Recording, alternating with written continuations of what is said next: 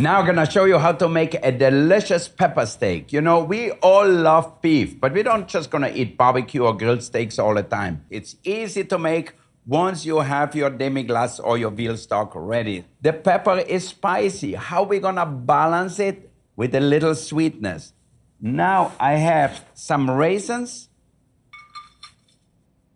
And guess what I'm gonna do? I'm gonna plump them up. I'm gonna bring them to a boil with some red wine. Now, we said we're gonna make a pepper steak. Well, we need pepper. Green pepper, white pepper, and the black pepper. Here I have a Ziploc bag because I'm gonna crush the pepper instead of grinding it finely because I really want to have the bite of the pepper. So we're gonna add a little green pepper. You know, you can do that in advance and then leave the rest right in the Ziploc bag. Okay? And I put double the amount of black pepper. Okay. So now, with a mallet or with a rolling pin, be sure to get all the air out. You can smash that up. I think it looks pretty good.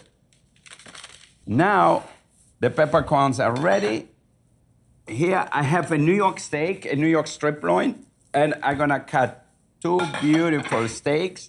If you like the steak more on the well-done side, don't cut it too thick. If you like it more on the rare side, we cut it a little thicker. So I'm gonna cut two beautiful steaks about that size, so.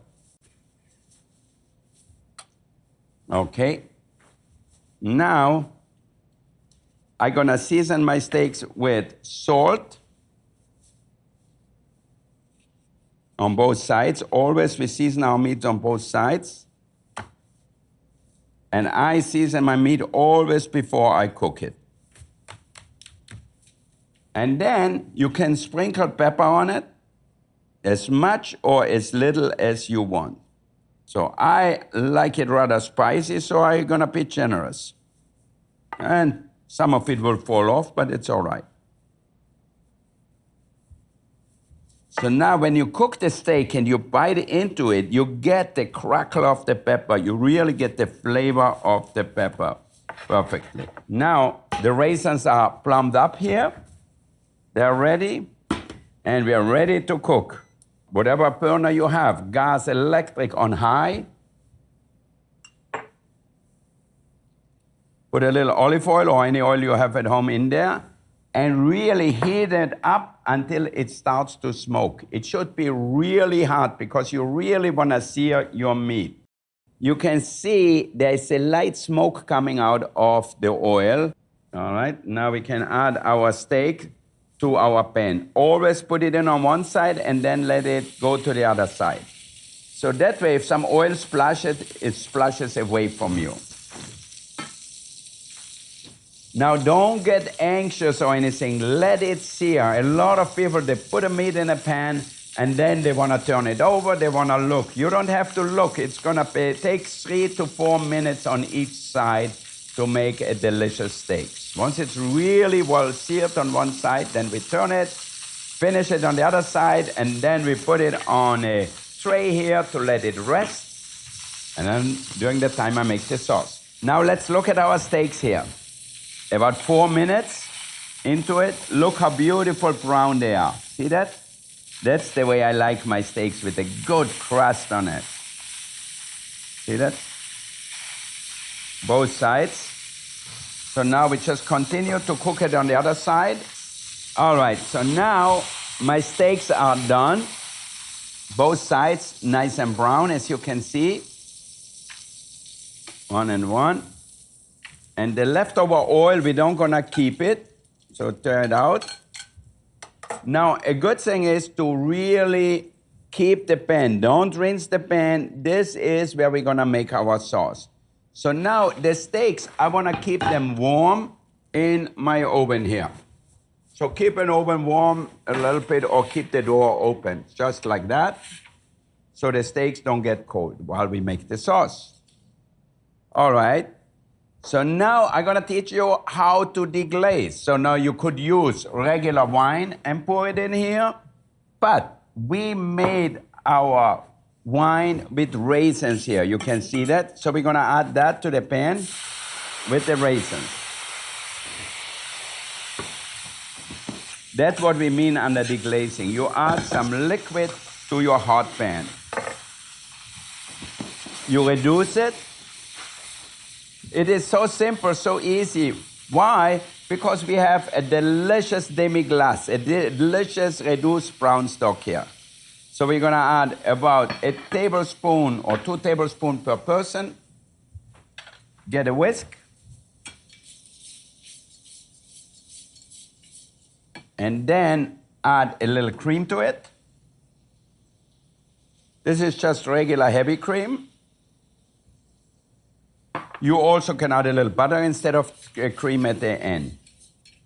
Okay, we turn it up a little bit and we'll reduce it. Again, I did not put any salt in yet because it is not ready reduced. So at the end, I add a little salt. We'll taste it. It's always important to taste as you get along. Now we know we don't have to add any pepper to our sauce here because there's a lot of pepper on our steaks. Put the sauce in here, see that? It's like lacquer. Then you put your finger through, you can see it's perfectly reduced. If it gets too strong or anything, it's easy because you always can add a little cream to it. A little salt, I didn't add salt to it yet. That's at the end. See, if, for example, you don't know at home, you reduce it too much, add a little spoonful of cream at the end, and you lighten it up. See, just like that. All right, and then stop it. All right, our steak stays nice and hot in the oven here. Don't keep it outside and let it get cold because you want the meat to be nice and hot. It's gonna be perfect. It is important to let the steak rest, like for 5 to 10 minutes. Don't cut into it right away, if not the juices will run out. So let's get a plate. See that? Nice and juicy, rare, the way I like it. Can you see that? I can't wait.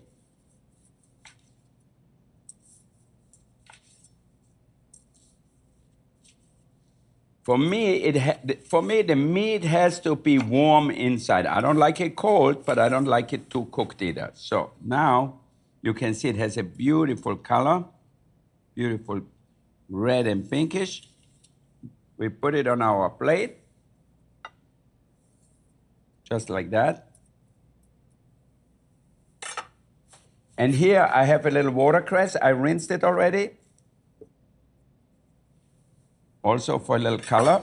And then with a little drizzle of olive oil on it. And then our sauce. Okay. Not too much. And the rest around it. So you can really dip your meat into the sauce.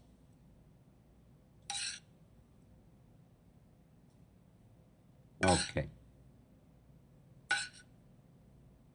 Et voila. And here it is, my delicious pepper steak with raisins. So it gives you the yin and the yang, the sweetness of the raisin, the spiciness of the pepper, and obviously deliciously seared rare beef. That's the way I love to eat my steak.